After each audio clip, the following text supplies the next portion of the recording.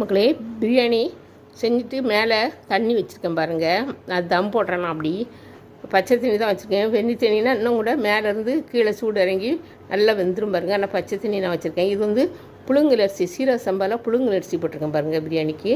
அதனால் ஒன்றோட ஒன்று ஒட்டாமல் நல்லா வந்திருக்கு பாருங்கள். இதுக்கு வந்து நான் நாட்டுக்கோழி குழம்பு வச்சேன் தொட்டுக்கிறதுக்காண்டி. இது மட்டனு, சிக்கன் கிடையாது, மட்டனு. ரொம்ப சூப்பராக இருந்திருக்கு. எனக்கு அதிசயமாக இருந்துச்சு. டச்சு விட்டுட்டு போச்சுல 45 நாள். எனக்கே ஒரு இதாக இருந்துச்சு. ஆனால் கடவுளுக்கு வேலை நல்லா வந்துட்டு பாருங்கள்.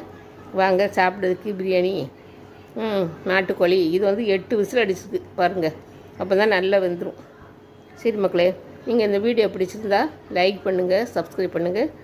நீங்கள் சப்போர்ட் பண்ணால் தான் எனக்கு கொஞ்சம் வீடியோ போடுறதுக்கு இதாக இருக்கும். ஏன்னா மன அமைதிக்காண்டி தான் நான் வீடியோ போட்டுக்கிட்டு இருக்கேன் பாருங்கள். நீங்கள் என்கரேஜ் பண்ணால் இன்னும் கூட நான் நல்லா போடுவேன். வணக்கம்.